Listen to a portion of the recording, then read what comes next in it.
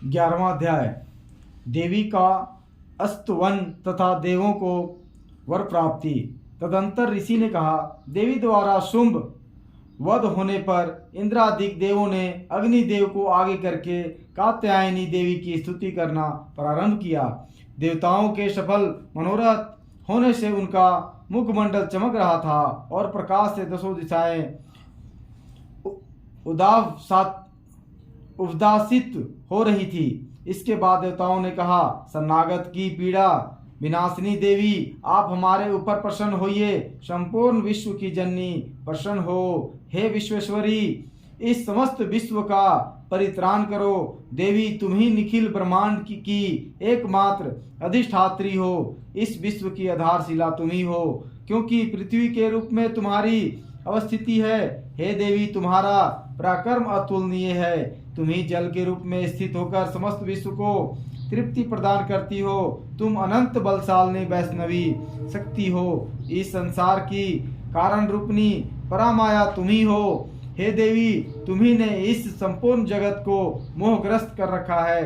तुम्हारी कृपा होने से ही जीव पृथ्वी पर रहकर मोक्ष का अधिकारी बनता है। हे देवी, तुम्हारे भिन्न भिन्न रूपों में जगत की संपूर्ण विद्याएं निहित हैं। इस विश्व की समस्त नारियां तुम्हारे ही प्रतिमूर्ति हैं। हे जगजननी, तुमने ही संपूर्ण विश्व को व्याप्त कर रखा है, अतएव तुम्हारी स्तुति अकथनीय है। तुम सभी स्तुत्य वस्तुओं से परे तथा परावानी हो। तुम स्वर्ग प्रदायिनी एवं मोक्षदायिनी के रूप में सर्वस्वरूपनी हो, अतः तुम्हारी स्तुति इसी में समाप्त हो गई। तुम्हारी स्तुति के लिए इसके अतिरिक्त दूसरी बात और क्या हो सकती है। प्राणी मात्र के हृदय में बुद्धि रूप से स्थित स्वर्ग तथा मोक्षदायिनी नारायणी देवी, तुम्हें हमारा नमस्कार है। कला काष्ठा आदि रूपों में क्रमशः परिणाम की ओर उन्मुख करने वाली तथा विश्व के उपसंहार में समर्थ नारायणी, तुम्हें मेरा प्रणाम है। हे नारायणी, सभी मांगलिक पदार्थों को देने वाली तुम मंगलमयी हो। तुम्ही कल्याणकारिणी शिव स्वरूपनी हो। समस्त पुरुषार्थों को प्रदान करने वाली शरणागत वत्सला त्रिनेत्रा और गौरी हो। तुम्हें मेरा अभिवादन है। तुम उत्पत्ति पालन एवं संहार की शक्ति भूता सनातनी देवी, गुणाधार तथा सर्वगुण संपन्न हो। हे नारायणी, तुम्हें मेरा प्रणाम है।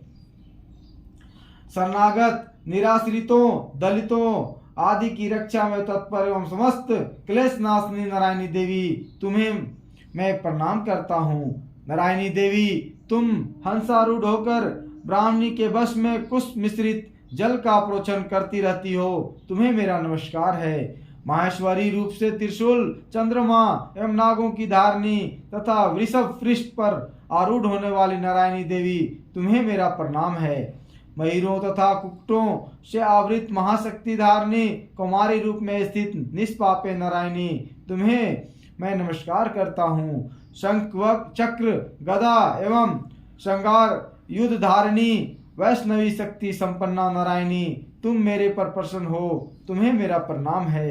हाथ में भयंकर चक्र लिए पृथ्वी को अपने दाढ़ों पर उठाए हुए वराही रूप वाली कल्याणकारिणी नारायणी, तुम्हें मेरा नमस्कार है। दानवों के संहार में नृसिंह रूप से उद्यत तथा तरलोक की रक्षिणी नारायणी, तुम्हें मेरा प्रणाम है। दाढ़ों के कारण विकराल मुख वाली मुंडमाला से विभूषित मुंडमर्दिनी चामुंडा रूपनी नारायणी, तुम्हारा मैं अभिवादन करता हूँ। लक्ष्मी लज्जा महाविद्या श्रद्धा पुष्टि श्रद्धा ध्रुवा महारात्रि तथा अविद्या रूपनी नारायणी, तुम्हें मेरा नमस्कार है। मेधा सरस्वती श्रेष्ठा ऐश्वर्य स्वरूपा पार्वती महाकाली संयमशीला तथा सर्व अधिष्ठात्री नारायणी, तुम्हें मेरा नमस्कार है। सर्वरूपा सर्वेश्वरी सर्वशक्ति संपन्ना दिव्य रूपा दुर्गे देवी, आप हमारी सभी भीतियों से रक्षण करें। मैं प्रणाम करता हूँ। हे कात्यायनी, त्रिनेत्रों से सुशोभित तुम्हारा सौम्य मुखमंडल संपूर्ण भयों से मेरा त्राण करें। तुम्हें मेरा नमस्कार है। भद्रकाली ज्वालाओं की लपट से प्रज्वलित अत्यंत भीषण एवं संपूर्ण दानवों का संहारक तुम्हारा त्रिशूल हमारी रक्षा में समर्थ हो। तुम्हें मेरा प्रणाम है, जिसकी ध्वनि संपूर्ण विश्व में व्याप्त होकर दानवों की श्रीहित कर देती है। तुम्हारा घंटा हम लोगों का समस्त पापों से उसी प्रकार त्राण करे, जिस प्रकार माँ अशुभ कर्मों से अपने पुत्रों की रक्षा करती हैं। हे चंडिके, दानवों के वशा एवं रक्त रंजित तुम्हारे हाथ में शोभा पाने वाला खड्ग हमारा त्राण करे। तुम्हें मेरा प्रणाम है। हे देवी, तुम्हारी प्रसन्नता से ही समस्त व्याधियों का शमन होता है। कुपित होने पर मनोरथ का नाश होता है। जो लोग तुम्हारे शरणापन हैं उन पर कभी विपत्ति के बादल नहीं मंडराते। तुम्हारा शरणागत प्राणी अन्यों का आश्रयदाता हो जाता है। हे देवी अंबिके, तुमने अपने स्वरूप को विभिन्न भागों में विभक्त करके इन विधर्मी दैत्यों का वध किया है। तुम्हारे अतिरिक्त तुम्हारा इस प्रकार कौन कर सकता है।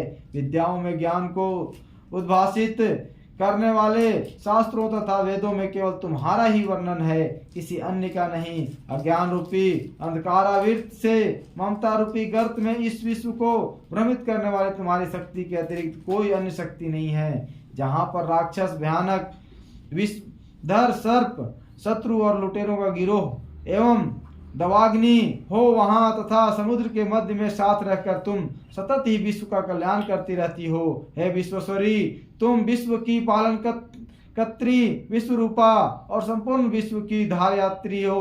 तुम भगवान विश्वेश्वर के लिए भी अस्तुत्य हो। जो लोग भक्ति पूर्वक तुम्हारी वंदना करते हैं वे विश्व के शरणदाता बन जाते हैं।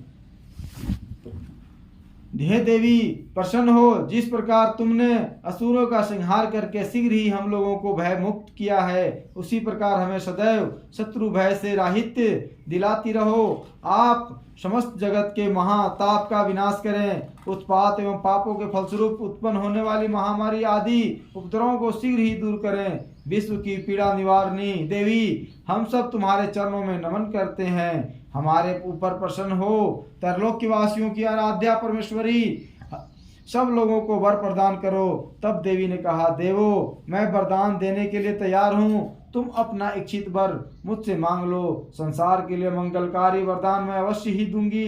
देवताओं ने कहा, हे सर्वेश्वरी, तुम इसी तरह त्रैलोक की बाधाओं का निवारण करती रहो और हमारे शत्रुओं का नाश करो। इतना सुनकर देवी ने कहा, देवो, वैवस्वत मनवंतर के 28वें युग में शुभ निशुभ नामक 2 अन्य दानवों का प्राकट्य होगा। उस काल में मैं नंद गोप की पत्नी यशोदा के गर्भ से अवतरित होकर विंध्य पर्वत में वास करूंगी और उन दोनों कथित दानवों का वध करूंगी। इसके अनंतर मैं पृथ्वी पर भयंकर रूप से अवतरित होकर वह प्रचित नामधारी असुरों का संहार करूंगी। दैत्यों को अपना आहार बनाते समय मेरे दांत अनार पुष्प की भांति लाल वर्ण के हो जाएंगे। इस कारण स्वर्ग के देवता और भूतल के मनुष्यगण सदैव मेरी स्तुति के समय मुझे रक्तदंतिका नाम से संबोधित करेंगे। इसके बाद जब पृथ्वी पर 100 वर्षों तक अवर्षण का प्रकोप रहेगा, तब मुनियों के स्तवन से मैं भूमि पर आयोनिजा नामक प्रकट रूप से प्रकट होंगी। उत्पन्न होते ही मैं मुनियों को 7 नेत्रों से देखूंगी। तब सभी दानव शताक्षी नाम से मेरा गुणानुवाद करेंगे। देवो, उस समय मैं अपने शरीर से उत्पन्न शाखों द्वारा संपूर्ण विश्व का भरण करूंगी। वर्षा न होने तक वे केवल शाख द्वारा ही जीवन धारण करेंगे। इस प्रक्रिया के कारण पृथ्वी में शाकंभरी नाम से मेरी प्रसिद्धि होगी। इस अवतार से मैं दुर्ग नामक महादानों का वध करूंगी। इससे मेरा नाम दुर्गा देवी के नाम से विख्यात होगा। फिर जब मैं भीम रूप बनकर मुनियों के रक्षार्थ हिमालयवासी दानवों का भक्षण करूंगी, उस समय सभी मुनिवर्ग भक्ति पूर्वक मस्तक झुकाकर मेरा स्तवन करेंगे। उस समय मेरा नाम भीमा देवी के नाम से विस्तृत होगा। इसके बाद जब अरुण नामक असुर त्रैलोक्य में उपद्रव करेगा, तब मैं लोक रक्षार्थ षट पादयुक्त असंख्य भ्रमरों के वेश में उसका विनाश करूंगी। उस समय सभी लोग मुझे भ्रामरी नाम से संबोधित करेंगे। इस प्रकार मैं सदा ही आसुरी उत्पात होने पर अवतार धारण कर शत्रुओं का संहार करूंगी। इस प्रकार 11वां अध्याय समाप्त हुआ। अगले फिर मिलेंगे अगले अध्याय में। धन्यवाद।